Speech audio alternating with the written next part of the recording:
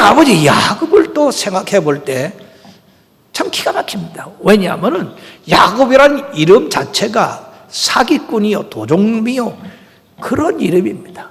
그와 같이 그는 속이는 걸 좋아하고 그렇게 해서 형을 속이고 아버지를 속이고 외삼촌을 속이고 그랬지만 하나님이 그를 사랑했어요. 왜 그럴까요? 그에게는 꿈이 있었습니다.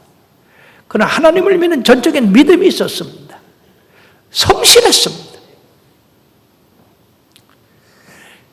그런 야곱을 하나님께서 많은 고난과 역경 가운데도 이기게 하시고 이 요셉의 초청으로 애굽의 그 자녀들과 손자들과 함께 내려가서 거하게 됐는데 그때 애굽의 바로 왕이 요셉의 아버지가 왔다고 하는 것을 듣고 그를 초청을 했습니다.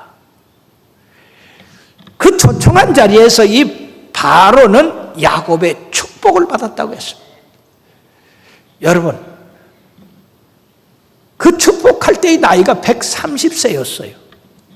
그 오랜 세월 인생을 살아오면서 인생의 폭이 넓어지고 깊어지고 높아지고 관용이 있어지고 인생을 아는 그런 삶을 살았기 때문에 그 당시 최대의 왕으로서 군림하는 바로의 축복을 해줄 수 있었다는 것입니다. 창세기 47장 9절에 보면 야곱이 바로에게 이르되 내 나그네 길의 세월이 130년이다. 내 나이가 얼마 못되니 우리 조상의 나그네 길에 연조에 미치지 못하니 험악한 세월을 보냈나이다. 그 험악한 세월을 넘고 함으로써 마치 산에서 뚝 떨어진 바위가 날카롭고 찌르고 하듯이 이것이 물을 따라 강에까지 오도록 이곳이 떨어져 나가고 저곳이 떨어져 나가고 몰지게 된 곳이 둥그렇게 되고 부드럽게 돼요. 아름다운 그런 돌을 만들듯이 인생도 세월이 가면 여기 부대고 저기 부대고 해가지고 그 모진 것이 깨지고 부서지고 해서 아름다운 그러한 노년기를 맞이하게 된다는 것입니다. 그런 노년기는 인생의 이런 환난과 어려움, 역경 그런 것을 이긴 결과라고 하는 것입니다. 그러므로 이 노인들에게는 젊은이들이 갖지 못한 지혜가 있고 명철이 있습니다. 인생의 삶을 어떻게 살아야 성공한다고 하는 것을 알고 있습니다. 유대민족은 특별히 이 랍비들을 존경합니다. 왜냐하면 이 랍비들은 항상 지혜로운 말과 명철한 말로서 그들의 정신적인 지주가 되고 지혜를 가르쳐 줌으로 말미암아서 그들이 인생의 삶에서 지혜를 배워가지고 성공하기 때문에 그렇습니다. 그러므로 이 유대민족은 항상 노인에 대한 존경심과 경외심을 갖고 공경함으로써 그들의 지혜가 다음 세대에 전수되어서 세계에서 가장 우수한 민족이 되었고 그리고 가장 강력한 민족이 될 수가 있었던 것입니다. 믿음의 조상 아브라함은 75세에 하나님으로부터 부름을 받았고 모세는 80세에 부름을 받았으며 갈렙은 85세에 헤브론 땅을 점령해서 그 후손들에게 줄 수 있었고 에녹은 300년간 하나님과 동행하다가 하나님 나라에 그대로 올라가는 그런 영광을 차지하게 됐습니다. 션샤인이라고 하는 잡지가 있는데 그 잡지에서 세계 역사상 최대 업적을 남긴 사람 64%가 60세 이상의 사람들에 의해서 성취되고 있다고 하는 것을 발표했습니다. 그렇습니다. 풋과일은 먹기가 뜰습니다. 그러나 익은 과일은 먹기도 보기도 그리고 달습니다. 그와 같이 인생에 있어서 이런 노년기는 우리가 버릴 것이 아니라 그것은 인생의 삶에 고난과 역경을 이긴 아름다운 그런 생애라고 하는 것을 우리 모두가 알아야 될 것입니다. 많은 예술가들 베토벤이나 꿰테나 미켈란젤로나 하이디나 핸델, 럼블란드, 모네 음악과 미술 그런 모든 작곡가들 가운데도 다 이 노년기에 이르러서 아름다운 작품을 남겼다 하는 것입니다. 정치도 마찬가지입니다. 과학도 마찬가지. 아인슈타인의 상대성 이론이라는 것, 슈바이처 박사가 아프리카에 가서 선교를 했던 그것과, 그 다음에 영국의 수상이었던 글래스턴 경은 84세에 수상이 되었습니다. 독일의 유명한 수상인 아데나워는 63세에 수상이 돼서 14년간이나 독일을 부흥시키는 데 큰 역할을 한 사람입니다. 그러므로 이 노년기에는 무언가 젊은 사람들이 갖지 못한 그런 지혜와 명철이 있기 때문에 공경을 받아야 된다. 그리고 그런 데까지 이르도록 젊은이들은 열심히 배우고 열심히 순종하고 그리고 무엇인가 긍정적으로 그렇게 생각을 해야 된다는 얘기죠. 사도 요한은 젊었을 때에 보아너게라고 하는 그러한 별명을 가졌습니다. 보아너게. 그것은 우레의 아들이라, 얼마나 성격이 급하면 우레의 아들이라 하는 그런 별명을 가졌을까요? 그러나 그가 노년기에서 90세가 넘어서 성도들에게 한 말은 어떤 것이냐? 요한일서 4장 7절 8절에 사랑하는 자들아 우리가 서로 사랑하자. 사랑은 하나님께 속한 것이니 사랑하는 자마다 하나님께로부터 나서 하나님을 알고 사랑하지 않은 자는 하나님을 알지 못하나니 이는 하나님은 사랑이심이라. 따라합시다. 하나님은 사랑이심이라. 그러므로 우리도 서로 사랑해야 된다. 서로 사랑합시다. 세 번째는 좋고 아름다운 노년기 결실을 맺어야 한다. 자, 그렇게 해서는 우리가 어떻게 해야 될까요? 로마서 16장 19절 하반절에 보면 너희가 선한 데 지혜롭고 악한 데 미련하기를 원하노라. 즉 선을 추구해야 된다는 얘기예요. 그리고 갈라디아서 6장 7절에도 스스로 속이지 마라. 하나님은 업신정 열받지 아니하시나니 사람이 무엇으로 심든지 그대로 거두리라고 말씀했어요. 그렇습니다. 선한데 지혜롭고 악한데 미련하면 그 사람은 선한 열매를 맺을 것이고 악한데 지혜롭고 선한데 미련한 사람은 악한 열매를 맺을 것입니다. 세계 역사상 악한 열매를 맺은 사람들이 얼마나 많이 있습니까? 스탈린, 히틀러 그런 사람들이 악한 열매를 맺었어요. 그러나 링컨이나 그 다음에 만델라 같은 사람들, 마르틴 루터 킹 같은 목사님들 선한 열매를 맺었습니다. 일전에 돌아가신 우리 방지일 목사님 104세에 돌아가셨는데 그 일대기를 보니까 77년간을 목회를 하시다가 숨을 거두는 순간까지도 이렇게 하나님의 말씀으로 우리가 연합해야 산다, 하나 돼야 산다, 그런 복음을 가지고 전하시다가 하늘나라 가셨는데 그 과일나무가 좋은 나무인지 나쁜 나무인지는 열매를 보고 안다고 했잖아요. 그로서 그 사람이 선한 사람인지 악한 사람인지는 그 사람의 노년기에 봐야 한다는 얘기죠. 그래서 노년기가 중요한 겁니다. 노년기에 선한 열매를 맺은 사람, 착한 열매를 맺은 사람, 하나님을 기쁘시게 하는 열매를 맺은 사람은 그 사람은 참 좋은 사람이지만 그러나 노년기에 이르러서 악한 열매를 맺고 사람들에게 상처를 주고 무엇인가 하나님 나라를 파괴하는 그런 열매를 맺은 사람은 그 사람은 악한 사람이다 하는 것입니다. 특별히 우리들의 본질은요 악해요. 왜 그런지 압니까? 아담의 후손이라 그렇다고 말이에요.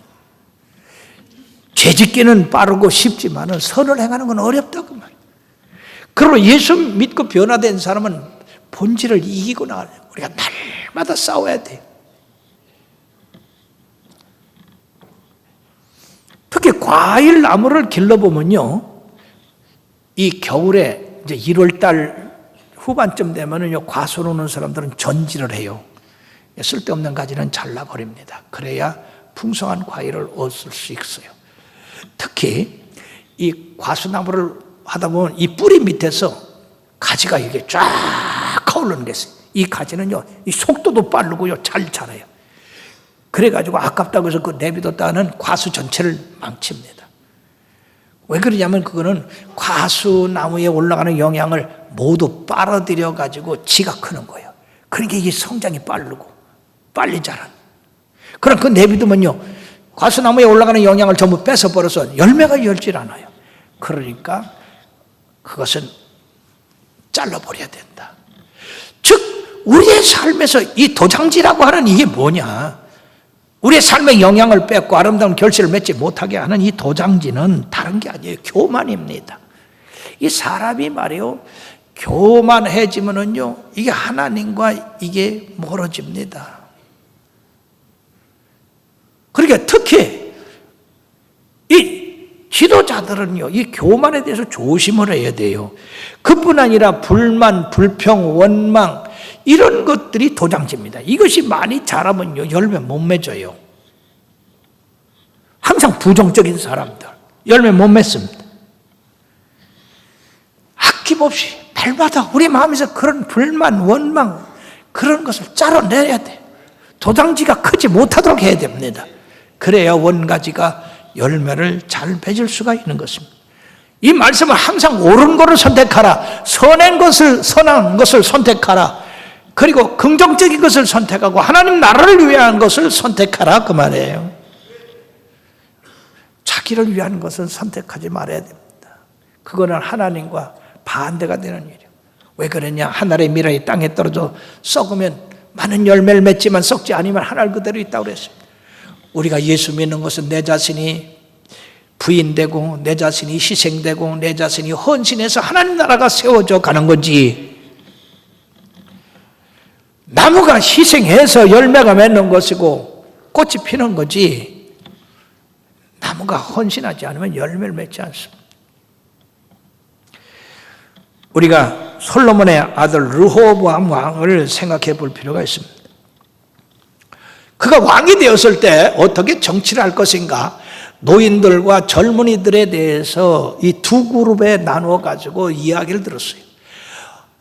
솔로몬 왕을 모셨던 그 노인들은 그렇게 얘기를 합니다. 당신의 아버지 솔로몬 왕은 일을 많이 하고 노역을 많이 시켜서 백성들이 지금 피곤하다. 그러니까 당신은 이제 백성들을 좀 편안하게 하고 세금을 줄여서 좀 사는데 어려움 없도록 하거라, 그렇게 얘기를 했는데, 젊은이들은 뭐라 그러냐, 그 쓸데없는 노인네들 그 헛소리하고 있다. 당신은 나가서 뭐라고 그러냐, 우리 아버지 허리가 내 새끼손가락만도 못하다. 우리 아버지는 채찍으로 너희들을 다스렸지만 나는 전갈로 너희들을 다스리라고 했습니다. 이 르호보암이 지혜가 있었다면 이 노인들의 말을 들어서 그 백성들을 평안하게 했으면 그 백성들이 하나가 돼가지고 계속해서 그 나라가 든든히 서갈 텐데, 젊은이들, 경험이 없고 아무것도 모르고 혈기왕성한 그 사람들, 사람을 무시하는 그 말을 듣고 백성들 앞에 가서 그대로 했습니다. 우리 아버지의 허리가 내 새끼손가락만도 못하. 기가 막힌 일 아닙니까? 나는 전갈과 책찍으로 너희들 다스리겠다. 이 얼마나 무식하고 우매한 말입니까? 그러니까 백성들이 야, 우리는 너하고 상관없다. 그리고 열지파가 독립을 선언하고 나라가 두 쪽이 쫙 갈라졌어. 지혜가 그렇게 중요한 겁니다. 어리석인 것이 그렇게 우매하고 그렇게 못된 겁니다. 어떻게 해서 솔로몬 왕의 지혜 아래서 그가 자랐는데 그 지혜를 어떻게 했느냐는 얘기죠. 오늘날 젊은이들이 말이에요, 노인네들 하는 거 고리타분하다고 싹 바꾸고 뒤집고 그러는 일이 있는데 위험하기 짝이 없는 겁니다. 전통을 잘 살려서 무엇인가 잘 이끌어가는 그런 지혜가 필요한데, 우리 예수님 그렇게 짧은 생애를 살았음에도 불구하고 얼마나 많은 선을 행하고 얼마나 많은 착한 일을 하고 얼마나 많은 사람들에게 소망을 주고 기쁨을 주고 건강을 주고 살맛나게 했습니까? 그것은 예수님 자신이 희생했기 때문입니다. 하늘에 썩는 미랄이 됐기 때문에.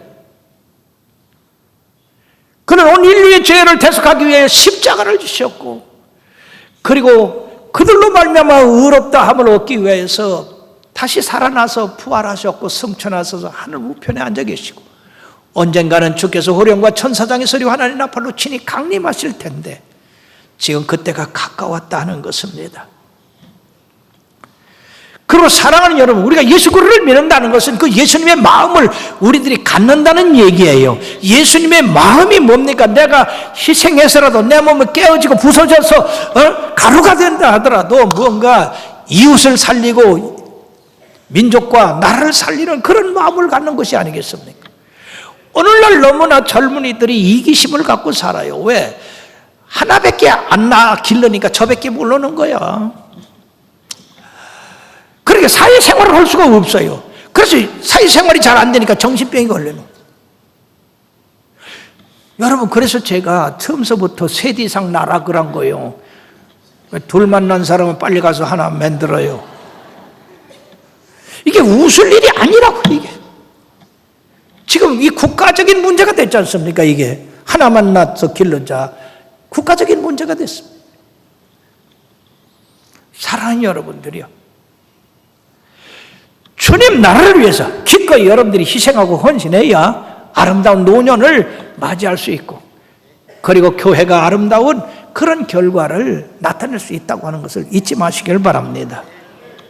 끝으로 하늘 영광 바라보며 살아야 된다. 이 말씀을 들으면서 아이고, 나는 황혼기에 이르렀는데도 불구하고 아무것도 이루는 것이 없다고 이렇게 탄식할 사람이 혹시 있을지 몰라서 말씀드립니다. 낙심하지 마시길 바랍니다. 그럴 필요가 없어요. 왜냐하면 우리의 목적지는 이 세상이 아니에요. 저 아름다운 본향입니다. 그때 가서야 완전히 끝나는 거예요. 그때 가서야 완전히 우리들이 행한 일에 대한 결과를 평가받는 것입니다. 그러니까 우리가 노년에 대해서 뭔가 세상적인 눈으로 봐가지고 이룬 것이 없다 하더라도 여러분들의 그 노고로 자손들을 뒀지 않습니까? 그 자손들 중에 또 누가 날지 압니까? 자손들을 위해서 남은 생에 열심히 기도하시길 바랍니다. 뿐만 아니라 여러분들의 기도로 교회의 일꾼들을 위해서 기도하시고, 교회의 목표는 목표를 위해서 기도하시고, 그것이 얼마나 아름다운 건지는 모릅니다. 세상에서 볼 때 부자가 훨씬 낫지만은 이후에 사후에 가서는 부자는 지옥에 들어갔고, 그리고 거지 나사로는 오히려 아브라함 품에 안긴 것을 볼 때에 이 세상 눈으로 판단되는 게 아니다 하는 것이에요. 그러므로 여러분들의 주름살, 여러분들의 그 노년기가 바로 우리 교회를 만들어 왔다고 하는 것을 잊어서는 안 돼요. 여러분들은 위대한 일을 한 것입니다. 그리고 지금 자라는 후손들을 위해서 여러분들이 본을 보였어요. 충성된 본을 보였고, 자리 지키는 본을 보였고, 성실함을 보였습니다. 그것이 아름다운 결과가 아니고 무엇입니까? 세상에는 나타난 것으로 판단하지만은 우리 크리스찬은 그렇지 않습니다. 그리고 우리의 갈 길이 아직 남았어요. 그러니까 마지막 경주를 아주 힘차게 해야 될 줄로 믿습니다. 주님 바라보시고 성실하고 정직하고 충성을 다하도록. 그래서 바울 사도가 내가 나의 달려갈 길을 다 달려가고 선한 싸움을 싸우고 믿음을 지켰으니 후로는 나를 위하여 의의 면류관이 예비되었다고 하는 것처럼 여러분들을 위해서 의의 면류관이 있다고 하는 사실을, 여러분들의 나이가 많아지고 힘이 없어지고 기운이 없어지는 거 한탄할 게 없습니다. 고린도후서 4장 16절의 말씀에 보면 그러므로 우리가 낙심하지 아니하노니 우리의 겉사람은 낡아지고 우리의 속사람은 날로 새롭도다. 우리가 이 세상의 육신의 몸이 낡아질수록 우리에 있는 소망이 날로 불타오른다는 얘기예요. 그것은 바로 우리가 이 세상을 떠나는 그날 주님 앞에 간다는 얘기예요. 석양이 얼마 있으면 캄캄한 밤이 되고 낙엽이 얼마 있으면 다 떨어져 앙상한 가지만 남기지만은 우리들은 영원한 영광의 나라로 들어간다고 하는 것이에요. 그리고 계시록 3장 21절에 보면 이기는 그에게는 내가 내 보좌에 함께 앉게 하여 주기를 내가 이기고 아버지 보좌에 함께 앉은 것 같이 하리라. 아멘. 우리 예수님이 승리하셨어요. 죽음도 이기셨습니다. 그러니까 우리가 주님 안에 있을 때 무엇을 못 이기겠습니까? 참고 인내하시고 성실하십시오. 성실해야 아름다운 열매. 정직하십시오. 정직한 열매를 냈습니다. 선하십시오. 선한 열매를 맺을 수 있는 것. 우리나라 홀트 아동복지회가 있습니다.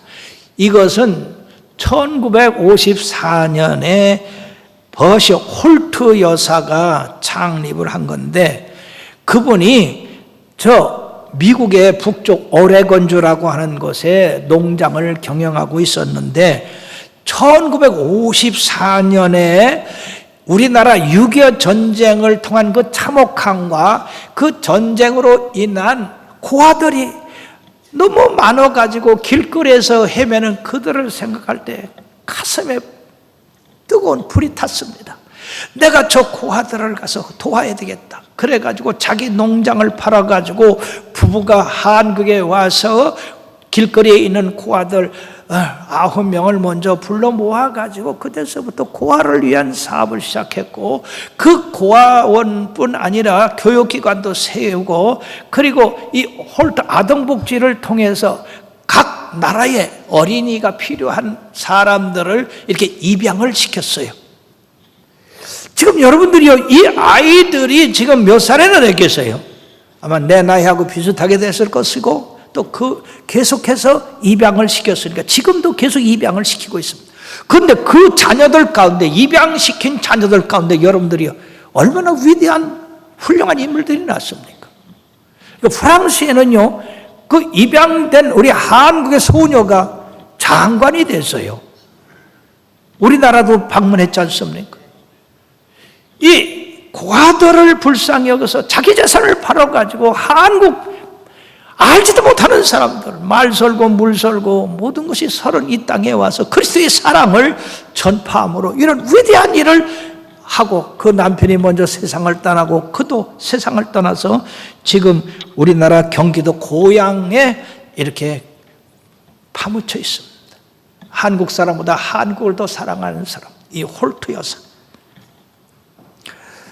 우리는 그러므로 우리의 노년이 아름답도록 젊은이들은 힘써 열심히 일하고 열심히 성실하고 선한 것을 추구하고 나이 잡순 분들은 지금 남은 시기가 얼마 남지 않았다고 하는 것을 생각하고 더 열심히 모범을 보이고 이후에 주님 나라 가서 우리들이 멸류관 받을 걸 생각하고 끝까지 성실하게 충성하고 달려나가게 되기를 주의 이름으로 축원합니다. 요새 젊은이들은 핵가족 제도 때문에 노인들의 그 생각이나 건강이나 그 삶을 잘 이해하지 못합니다. 그렇다고 우리가 그들을 나무랄 수는 없는 거예요. 왜? 노인하고 같이 살아보지 않았으니까. 그리고 사랑하는 여러분들이요, 우리가 부모를 모신다고 하는 거, 노인들과 함께 산다고 하는 거, 우리가 노인을 이해할 수 있고 그들이 무슨 생각을 하며 무엇을 원하는지를 알 수가 있는 것입니다. 그들은 저렇게 아름다운 과일을 맺듯이 이러한 바로 아름다운 과일을 맺은 그런 생애를 살아왔습니다. 노인을 공경하고 지혜를 배우고 명철을 배워서 여러분들의 생애에 큰 유익이 되기를 주의 이름으로 축원합니다. 황혼은 아름답습니다. 따라합시다. 황혼은 아름답습니다. 아름다운 생을 살읍시다.